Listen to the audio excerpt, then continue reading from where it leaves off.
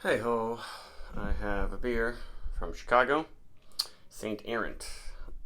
I've been drinking them for a while now. They're a pretty small brewery. They used to um, be, I guess you're not supposed to say a gypsy brewer, but a contract brewer who brewed at several different places around Chicago, and I think they have their own brewery now.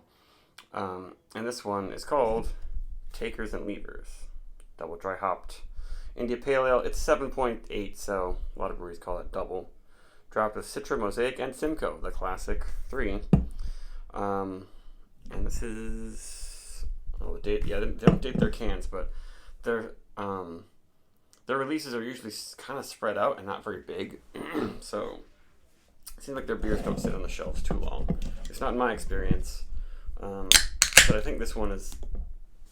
I think it might even be. It's about a month old. I think so when they released this one, and it's already foaming out of the can.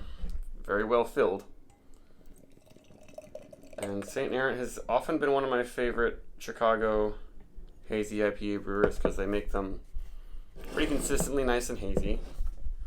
No weird clearing up and chunks happening too much. And they're usually a little bit cleaner yeast profile to my tastes and drier.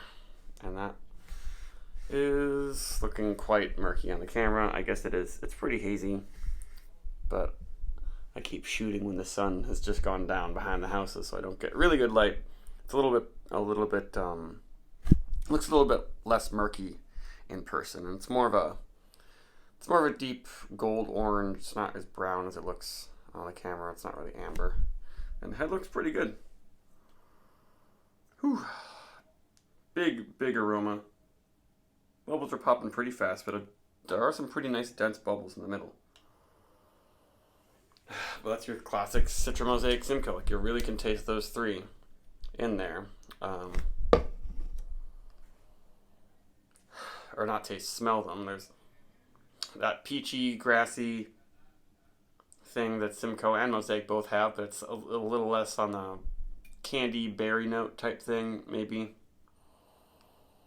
And there's some hints of almost juicy fruit gum, super sweet citrus from the Citra. And a little bit of a deep dank pine from the Simcoe. It's not all candies and stuff. It's dank and fruity. That's what I really like about the hazy IPAs these days. And my lighting is really weird.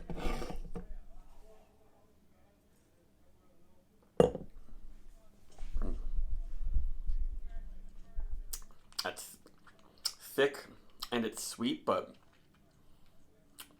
I don't know, just the low profile yeast esters and like candy notes and that stuff makes it seem not as sweet as it is. And there's maybe a hint of acidity or something like that. And definitely hop saturation that's sort of drying out my tongue a bit. We'll see if I get throat burn. That's one thing is maybe I've noticed some slight bits of throat burn in this, but if I get everything else I want in IPA and it just burns a little bit, I'm okay with that.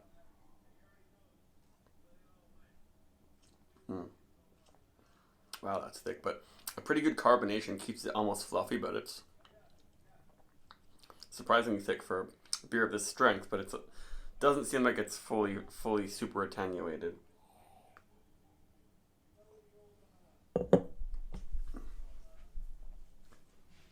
Yeah, it's got a little bit of a bite, especially after a few sips.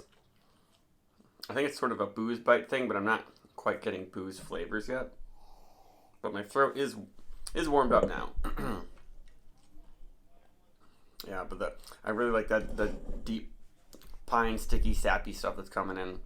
That you can get that from Citra, a little bit from Mosaic, but especially Simcoe that really rounds out the finish to this. So it's not just like I drank a bunch of juice and cake and candy.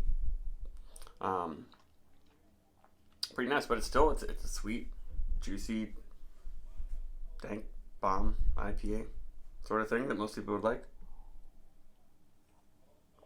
I mean, most IPA lovers. I guess there are a lot of people who like the hazy stuff because it's not really bitter, doesn't taste like beer, but I like this one quite a bit. I don't know if it's a 4.5 for me, but I wish more brewers would make stuff like this.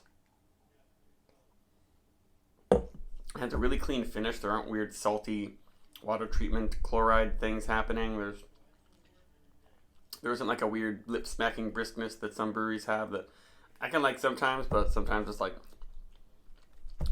I don't want it to taste like it's Sunny D or Lipton Brisk Iced Tea. But this is definitely a great one. Bye.